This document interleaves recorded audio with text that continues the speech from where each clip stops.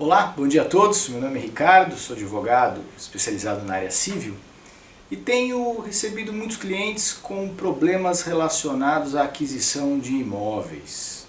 Às vezes a pessoa economiza o dinheiro da vida toda para conseguir o sonho da aquisição da casa própria e quando adquire o imóvel percebe que existe uma série de problemas. Por isso eu decidi gravar esse vídeo para alertá-los e trazer dicas sobre os riscos e cuidados que devem ser tomados no momento de se adquirir um imóvel. Não vou falar sobre riscos estruturais, que para isso existem os engenheiros que podem e devem ser contratados para avaliar o imóvel, se está em boas condições. Há, obviamente, aspectos outros que devem ser levados em conta, como por exemplo a localização.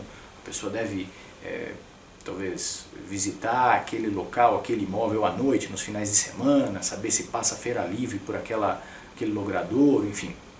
Mas não são esses riscos e esses cuidados que eu me refiro. Eu me refiro aos riscos jurídicos da aquisição de um imóvel. E para iniciar, eu gostaria de dar a primeira dica. Dica número 1. Faça um negócio assistido, assessorado por um corretor de imóveis ou por um advogado.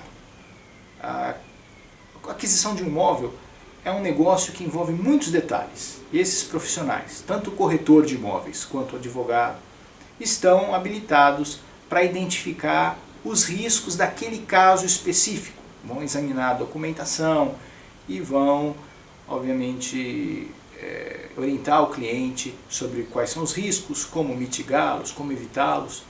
Enfim, um cuidado deve ser tomado com relação ao corretor que está vendendo o imóvel, que recebe a comissão pela venda do imóvel.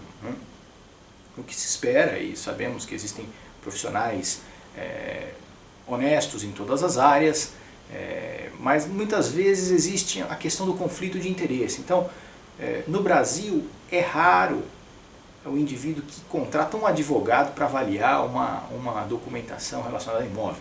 Geralmente quem faz essa análise é o próprio corretor da imobiliária que está vendendo o imóvel.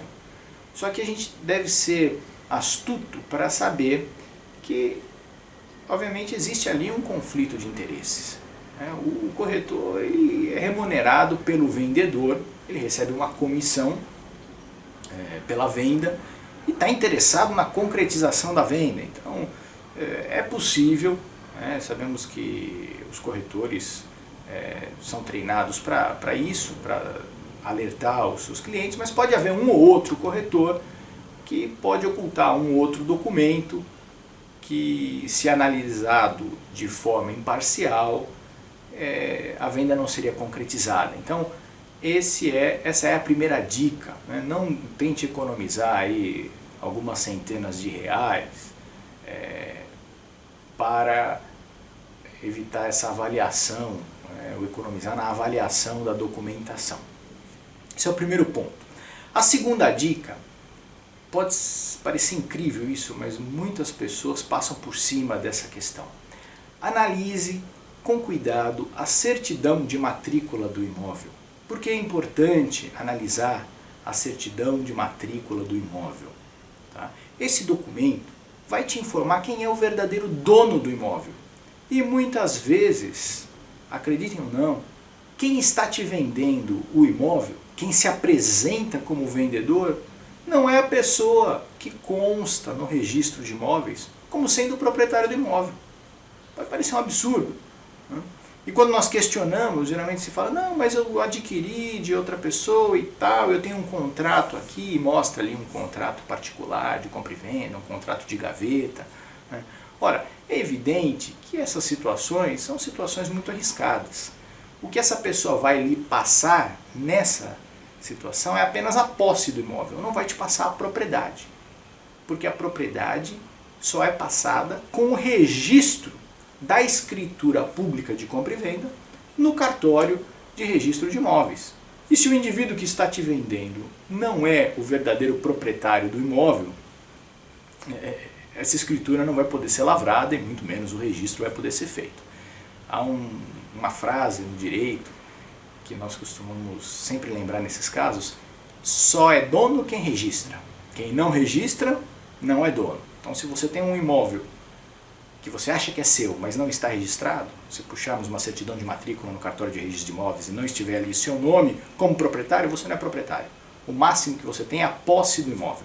Então, cuidado com isso, tire sempre a certidão de matrícula, que é possível tirar até pela internet hoje, né? Por R$50 você tira essa certidão no cartório de registro de imóveis, onde está o imóvel que é objeto da compra e venda.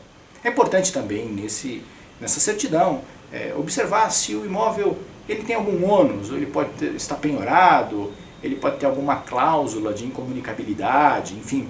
E o corretor, o advogado especializado, vai poder te orientar se há algum problema relacionado ao imóvel do ponto de vista jurídico. Tá?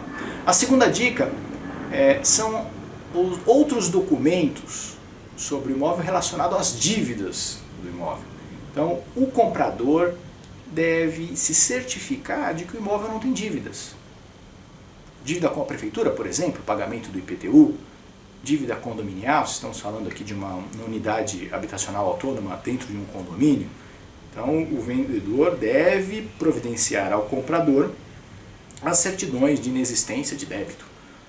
No caso do IPTU, pela internet mesmo é possível extrair certidões da prefeitura, dizendo que aquele imóvel não tem dívidas com a fazenda municipal.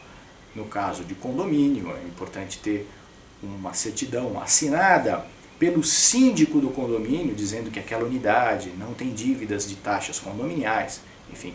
E muitos podem pensar, mas essa dívida é da época do outro dono, daquele que me vendeu. Ele ficou 1 ano sem pagar a taxa condominial, ficou 2 anos sem pagar IPTU, a dívida é dele. Eu comprei o imóvel agora, nesse mês. Então, as dívidas do imóvel, apenas desse momento para frente, é que devem recair sobre mim. Engano, porque essas dívidas são dívidas que, em direito, nós costumamos dizer obrigações propter rem. O que é isso? São dívidas do imóvel, não é do vendedor nem do comprador. São dívidas que estão atreladas ao imóvel. E se essas dívidas não forem pagas, o próprio imóvel pode ser penhorado, leiloado para ser paga essas dívidas. E é claro que o comprador, o novo proprietário, não vai ter interesse em ver o seu bem penhorado ou leiloado. Então é importante estar ciente disso aí. Outra documentação importante, antes da aquisição do imóvel, são as documentações pessoais do vendedor. Então veja na certidão de matrícula quem são os proprietários e pegue a documentação dessas pessoas. Por exemplo, a certidão de nascimento, para saber se o indivíduo é ou não casado. Quando ele for casado, vai estar na certidão de nascimento ali uma averbação do casamento. Qual é o regime de bens? Se ele for casado, é importante ter em mãos a certidão de casamento para saber se é separação total de bens, se é comunhão total de bens, enfim, comunhão parcial de bens, para saber se a esposa também tem que assinar a escritura ou não. E a partir daí também saber de quem nós vamos procurar certidões de protestos, de distribuidor de ações cíveis e uma série de outras certidões que demonstrem que o vendedor não tem dívidas, não tem ações, não tem nenhuma execução no nome dele. Por quê? Imagine que a pessoa que está te vendendo o imóvel está tramitando ali um processo onde está sendo executado por alguma dívida. E você entra no imóvel, acha que é seu, e de repente você sabe que ali já tem no processo de execução uma ordem para bloqueio e penhora do imóvel. Veja só que desagradável isso, né? Isso pode ser devastador. E você já pagou ali tudo para o vendedor, ele já gastou o dinheiro, né? Você perde o imóvel, é claro que você tem aí uma ação contra o vendedor do imóvel. Mas e se ele não te pagar? Você vai ter que ir atrás dos bens dele. E se ele não tiver bens?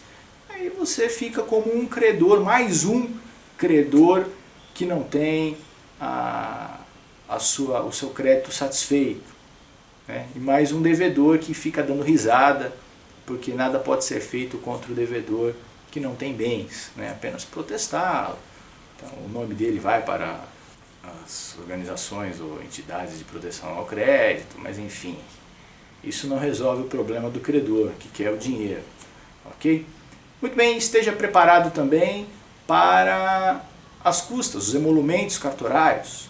Você vai pagar uma taxa para o tabelionato de notas, para o cartório que vai lavrar a escritura, vai pagar outra taxa para o registro no cartório de registro de imóveis e obviamente tem o ITCMD, que é o imposto,